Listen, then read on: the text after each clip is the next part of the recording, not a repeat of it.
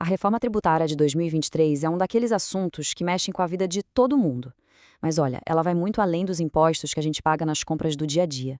Escondida ali nos detalhes da lei, tem uma mudança gigantesca que pode impactar e muito o patrimônio e a herança das famílias brasileiras.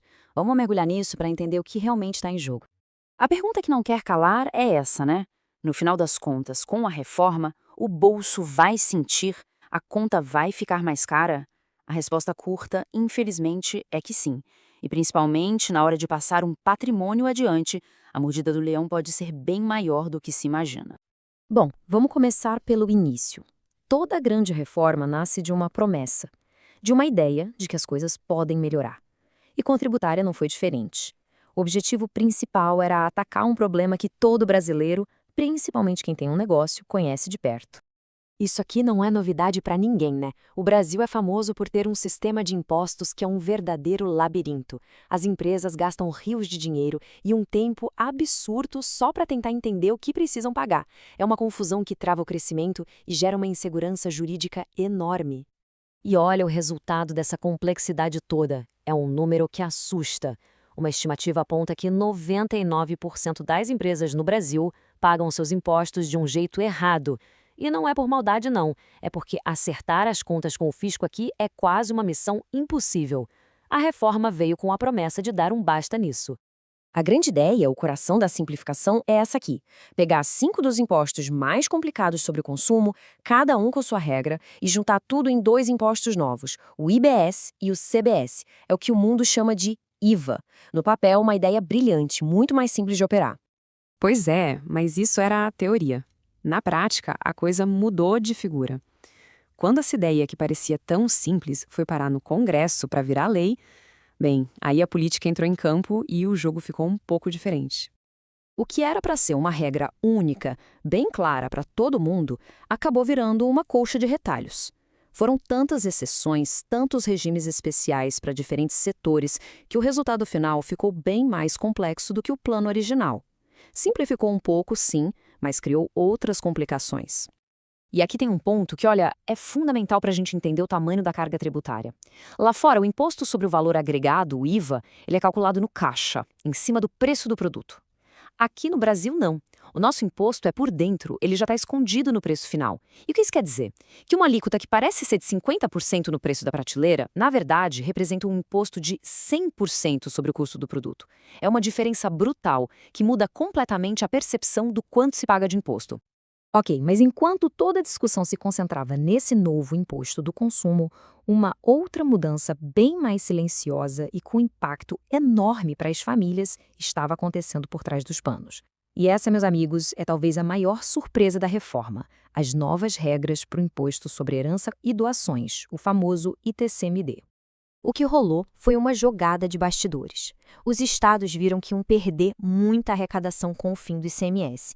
Então, eles precisavam de uma forma de compensar essa perda de dinheiro. E qual foi a solução? Mudar as regras do ITCMD para poder arrecadar mais. Simples assim. Para a gente ter uma ideia do tamanho do impacto, vamos pegar o exemplo de São Paulo. Hoje, a alíquota é de 4%, não importa o valor da herança. Com a nova regra, que vai valer para todos os estados, a alíquota passa a ser progressiva, ou seja, quanto maior o patrimônio, maior o percentual do imposto, podendo chegar até 8%. Na prática, para muita gente, o imposto sobre a herança vai simplesmente dobrar de valor. E se engana quem pensa que o aumento do custo para por aí na alíquota. Talvez a mudança mais profunda e até perigosa seja na forma como o governo vai calcular o valor do patrimônio para cobrar o imposto. Especialmente para quem tem empresas familiares, as chamadas holdings. Antes, a regra em muitos lugares era usar o patrimônio líquido contábil, que, trocando em miúdos, é o valor de quando o bem foi comprado. Agora, a nova regra quer usar o valor de mercado, que é o preço real daquele bem hoje. Pensem num imóvel comprado 30 anos atrás. A diferença de valor é gigantesca. E como a especialista Giovanna Nai aponta, essa avaliação a valor de mercado vai ser bem ampla. Não vão olhar só o valor dos prédios ou das máquinas de uma empresa, por exemplo. A avaliação vai incluir também coisas que a gente não pega na mão, como o valor da marca, a carteira de clientes, o que os advogados chamam de fundo de comércio. E aqui está o ponto que causa mais arrepio. A lei usa umas expressões bem vagas, bem subjetivas, como perspectiva de geração de caixa. O que isso significa? Que o fiscal vai ter um poder enorme para dizer quanto um patrimônio vale, baseado numa projeção futura. Isso abre uma porta gigantesca para avaliações infladas e, claro, impostos muito mais altos. Diante de todo esse cenário de impostos mais altos, de regras mais incertas, existe uma informação que é crucial. Nada disso começou a valer ainda. E esse tempo que a gente tem até as novas regras entrarem em vigor cria o que podemos chamar de janela de oportunidade, um momento estratégico para se planejar. O tempo está correndo. As regras de hoje, que são bem mais baratas, ainda estão valendo e podem ser usadas.